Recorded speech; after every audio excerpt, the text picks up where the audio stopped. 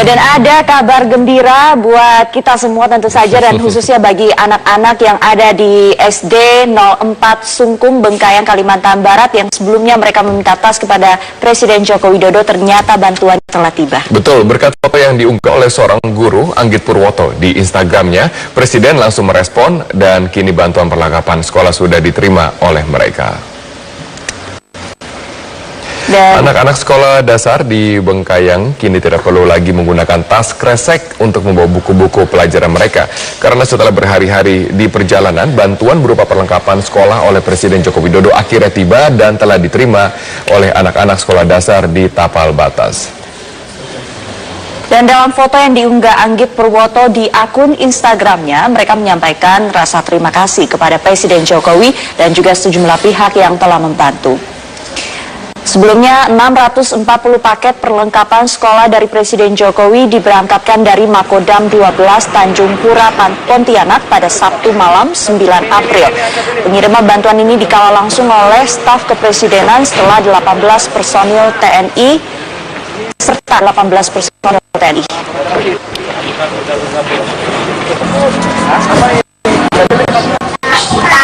Bantuan perlengkapan sekolah ini diberikan Presiden setelah siswa sekolah dasar di Bengkayang, Kalimantan Barat mengungkapkan permintaannya, yaitu mereka meminta sebuah tas. Dalam video dan foto yang diunggah oleh Anggit Purwoto, anak-anak juga tampak menggunakan seragam yang kurang layak dan mereka tidak memakai sepatu.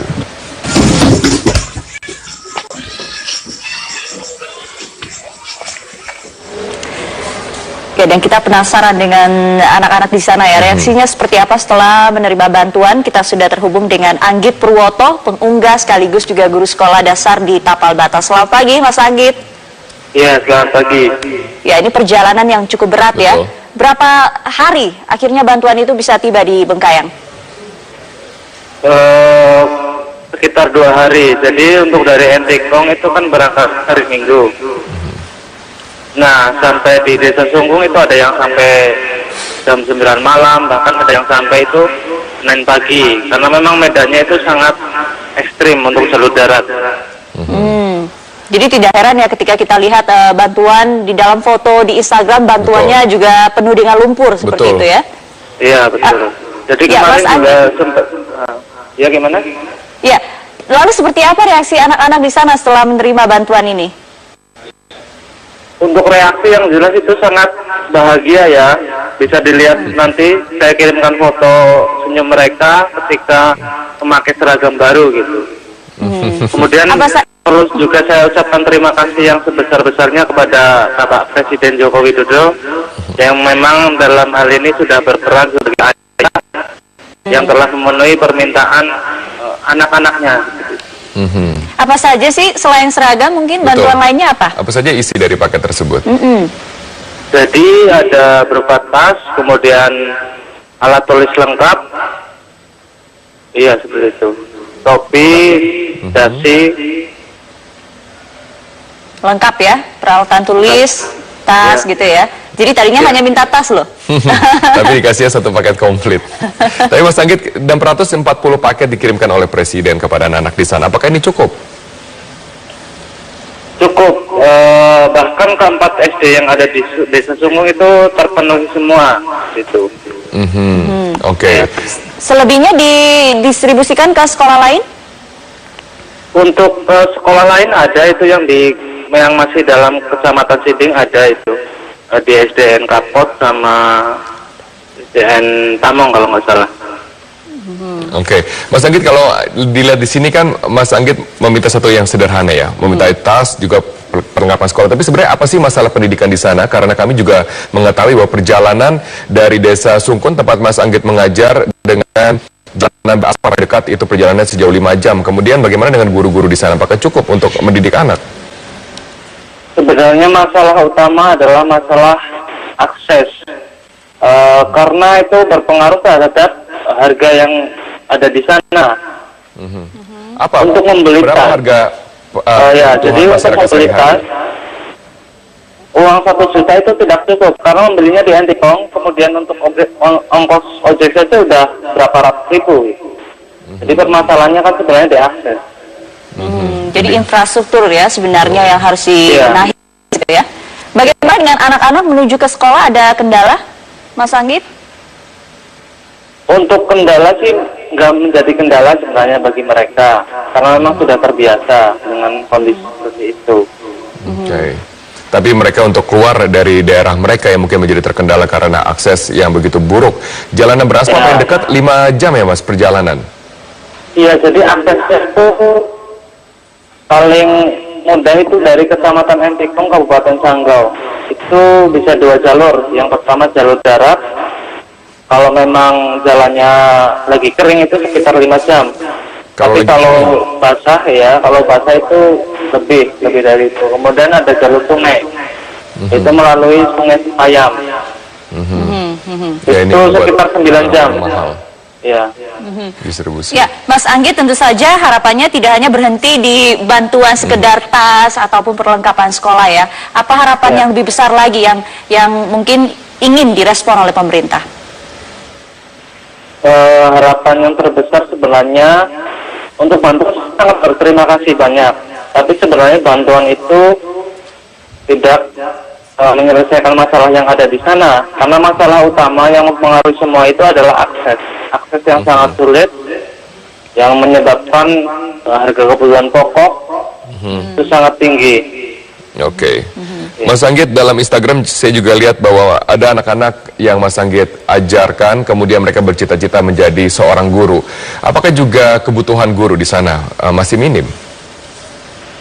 Untuk kebutuhan guru dalam hal Kebutuhan guru untuk mendidik mereka di sana karena akses yang begitu sulit dari kota terdekat. Oh iya.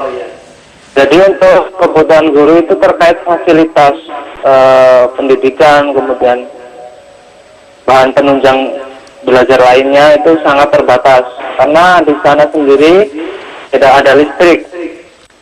Jadi untuk aktivitas belajar sama seperti anak di kota itu sangat susah dan sangat terbatas.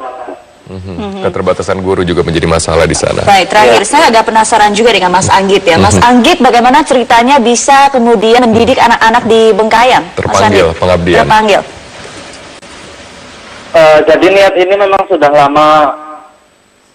lama saya rencanakan karena saya awalnya memang terinspirasi dari film yang menggambarkan tentang potret pendidikan di pedalaman. Saya mulai terinspirasi dari film itu, kemudian saya berusaha mencari program-program yang bisa menyalurkan niat saya gitu. Dan saya mengikuti program SM3T dari Kemendikbud. Ini sudah berjalan 7 bulan saya di sini. Gitu. Kemudian setelah Mas Anggit nanti tidak lagi di sana, Mas Anggit kembali, apakah perjuangan ini akan kemudian diteruskan untuk membantu anak-anak di sana? Jadi kan programnya itu meliputi SM3T PBG. Jadi kalau setelah ini selesai, saya kuliah dulu PPG, profesi guru. Setelah saya selesai, lalu saya melanjutkan perjuangan lagi. Baik. Oke. Terima kasih Mas Anggit untuk waktunya di Selamat Pagi Indonesia. Tetap semangat pastinya ya. Kita juga salut dengan apa yang telah dilakukan oleh Mas Anggit. Pengabdian Mas Anggit terhadap dunia pendidikan Indonesia. Baik. Nah, kita akan kemudian lanjutkan informasi masih dari tentang pendidikan. 30 guru peserta program S2 Yayasan Sukma di Finlandia telah tiba di tanah air. Ya, berbekal gelar baru di guru, mereka siap membangun pendidikan di 3 sekolah Sukma Bangsa di Aceh. Ke-30 pengajar sekolah Sukma Bangsa tiba di Indonesia Selasa malam usai menjalani pendidikan magister di Finlandia selama 33 hari. Mereka meraih gelar magister pendidikan dari Universitas Tampere, Finlandia. Dan para guru ini akan kembali mengajar di sekolah Sukma Bangsa yang ada di Kabupaten Pidi, Biren, dan juga Lok Semawe, Aceh. Menurut salah satu peserta, Hairil Azari, terstrukturnya sistem pendidikan di Finlandia berdampak pada sistem budaya Finlandia yang begitu baik. Ini menjadi acuan bagi para guru untuk menerapkan sistem pendidikan yang sama di 3 sekolah di sekolah Sukma Bangsa. Yang rapi, yang teratur itu dibangun dengan berbasis pada pendidikan. Ya, mungkin kita masih jauh karena banyak juga tantangan di kita. Ya, tetapi setidaknya kami di Aceh itu akan mulai mencicil. Ya, selama ini kami sudah cicil, kami tambahlah cicilannya, kan begitu. dalam pidatonya Pak Surya Paloh ketika memberikan sambutan itu adalah bahwa ini adalah anak tangga berikutnya dari perjuangan Yayasan Suma untuk mengembangkan pendidikan di Indonesia. Nah, sekarang kita akan melihat anak-anak di Sudan, di mana anak jalanan sudah mendapatkan titik terang dengan adanya sekolah yang didirikan oleh para relawan. Ya, program 2 for 1 ini merangkul mereka agar bisa mendapatkan akses pendidikan yang lebih baik.